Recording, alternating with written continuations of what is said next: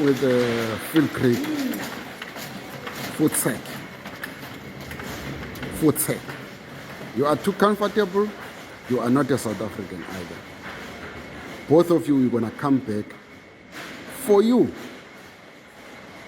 Because Naledi Chirwa is too comfortable to talk nonsense. He went to parliament with a story that he doesn't even know. You can't be Mhlamulo and yet you don't talk, you don't understand isiXhosa.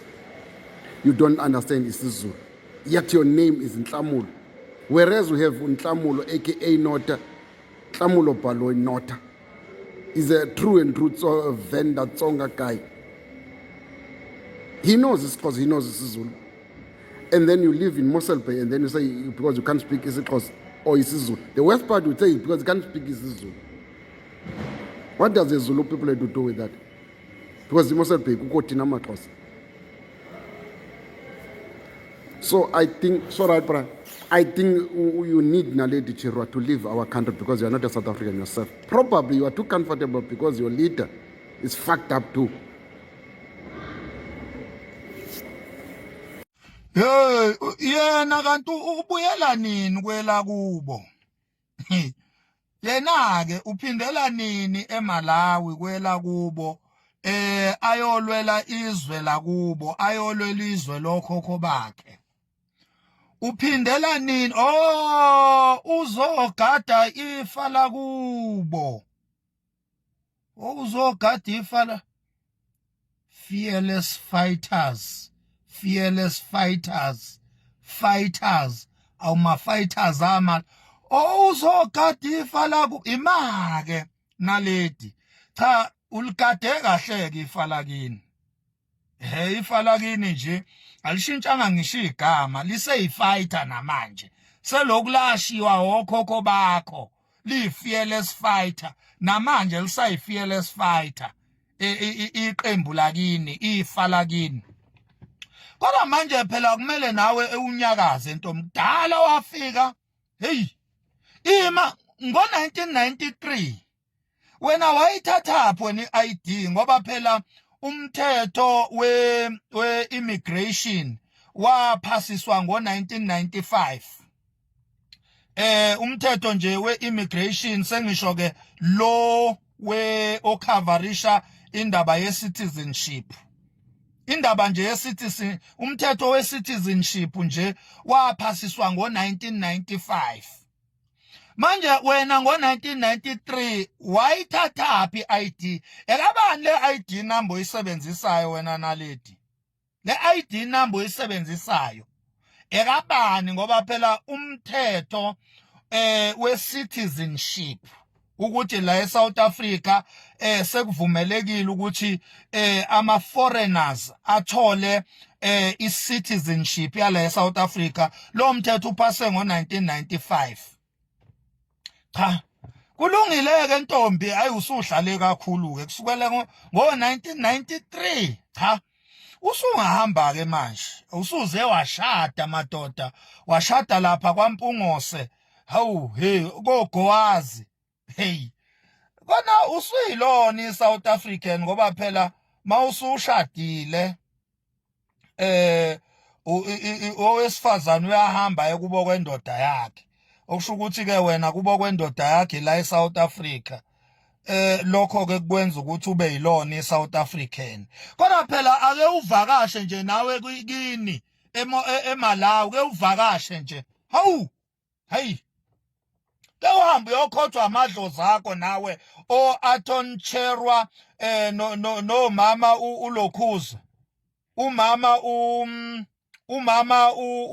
uVera Chirwa ayokhotha nje amadlozi inkosi yami shemu okakhokho wakho ubaba uAntoni Chirwa nkosi yami wagwetshwa isigwetsho sentambo wafela ejele wagwetshwa walahlwa icala le-treason icala lokuba yivuke lambuso wagwetshwa laphana ejele wafela khona ejele ukhokho wakho uAntoni Lokhuza Chirwa babehlakaniphile kokhokho bakho ngiyeza ukuthi bobabili babengama advocates baphinde futhi baba ama-politicians.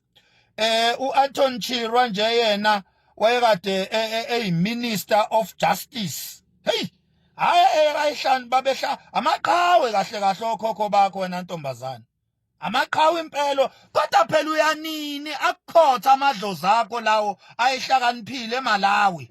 Ake na uqoqa amabhegi ntombi ke uhamba uye eMalawi ke uyokhothwa nje amadlozi akini ebese uyabuya ke ngoba phela usushadile. Usunesicefe bola eSouth Africa. Umemeze ePhalamende uyingane encane, umemeza abantu abadala. Umsangano nje uyakhombisa ukuthi awunayo inhlonipho yale eSouth Africa. Wamasimba nje foreigner elaba nenhlanhla ke lathola iID laphinde lashada la eSouth Africa. Kulungile usuyi South African kodwa phela awubuye uvakashe kini ke uyokwehlisa isidina. Hayi. Uthi uyohlisa nje isicefe wena Naledi Chirwa. Ake uphindele nje kwelakini ke usitshelele namama la Nkosi yami ukuthi amakhwapha asenuka izwe lonke manje ake bahambe Nkosi yami ke bathi ukusiphumuza. Njalo sibamba amakhala basinukisela ngamakhwapha. Ake ubahambise nje abakini nawe. Hayi. Hey, nawu nesicefe yo. Hey, uvikela ifa lakini iEFF. Sizobuya ke sesizoxoxa ukuthi iEFF ifa laseMalawi.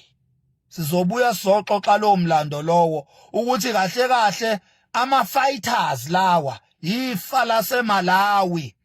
Liqhamuka lapha yakukhokho kaNaledi Chirwa njoba nimbona nje uNaledi Chirwa kuzo zonke ingane eziyi-EFF ezilingana naye uyena kuphela o-achievayo uyimember yePhalamende uyiyo yonke into ngisho ingane zama-fighters ama-leaders azikho ePhalamende uyedwa ngoba uvikela ifa lakubo uNaledi Chirwa.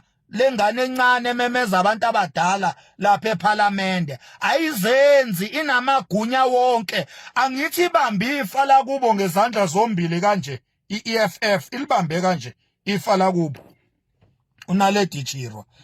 Umalema wayengenayo ichoice kwakumele leyangane ayifake yonke indawo la ifuna ukungena khona ngoba into yokuqala lento yakubo lento eyakubo kwalengane yaqalwa umama uVera Chirwa lento yama fighters yaqalwa umama uVera ifa laseMalawi iEFF. Umalema nje ubambe ifa laseMalawi ingakho bekumele alifake iMalawian leli nalo lidle libe lingene kuma position ebese lihlephulela iMalawi oBushiri laba libahlephulele leli Malawian leli isinkwa seEFF izithukuthuku zeSouth Africa ezibiza ngoSouth Africa laba ayithumthum lezi ezibiza ngama fighters. Cha bukhona ke bonke ubufakazi okuphikayo lokho cha akahamba yovula icala sihlangane ecourt. Zonke lezi indaba engishoyo oyiphikayo akahamba yovula amacala sihlangane enkantolo ukuthi uNaledi Chirwa is a Malawian lady because both her parents are Malawians. And the okhokho bakhe is from Malawi. Okhokho bakhe otin Chirwa no Lokhuze no mama uVera Chirwa ubhuti wakhe nje uNaledi Chirwa ubhuti wakhe okhokho bakhe I think akusi ubhuti wakhe I think omunye womkhulu bakhe noma omunye wobaba bakhe engathi ufele lapha ya eLondon egama lakhe uMkhondo Chirwa omunye wobaba uzalo lwakhe uNaledi Chirwa lo ufele lapha ngo2016 efele eLondon Umkhondo Nkhondo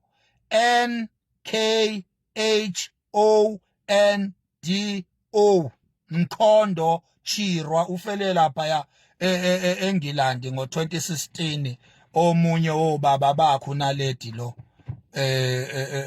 uNaledi abaseMalawi Chirwa abaseMalawi uNaledi ugoduka nini aphindele eMalawi inkosi yami yazi yanesidini ngane iqamba futhi kumele iboshwe lento le i-incite violent ithi lesigebengu lesomfana esigwazwe lapha eCape Town senze house breaking singene emzini yabantu uthi yena sibulawe imarsh and marsh Spizi manje singamaZulu siyathukwa kuthiwa sibulala abantu kube kufe isigebengu sibulawa abanikazi bomuzi ebesiqhekeza kuwo lentombazane leli Malawian leli lizosiqhatha la eSouth Africa ligoduka nini leli Malawian elunaledi Chirwa ligoduka nini umile umbuzo.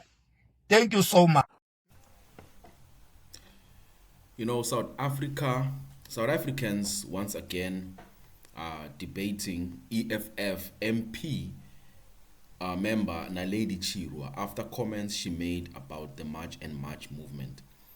You know, we as South Africans, we do not hate foreigners or foreign nationals, but I believe this has driven us to hate them because of their acts. Let me point this out. We hate their acts, the way they actually are committing crime in South Africa. That's what we hate. If they were decent people, we wouldn't have a problem. No, but critics on social media accuse Chirwa of misrepresenting the movement and say her statements do not reflect that March and March actually stands for. Many supporters of March and March argue that their campaign is focused on stronger immigration enforcement and the protection of South African citizens' interests first. They claim Chirwa's remarks were misleading and have demanded that she clarify her position. But meanwhile, Chirwa's supporters say she was raising concerns about the treatment of foreign nationals and the danger of xenophobia. The controversy has sparked heated reactions online, with thousands of South Africans weighing in on the immigration debate. But what do you think? Did Naledi Chirwa misrepresent March and March, or is she being unfairly criticized? You comment below and let us know your thoughts.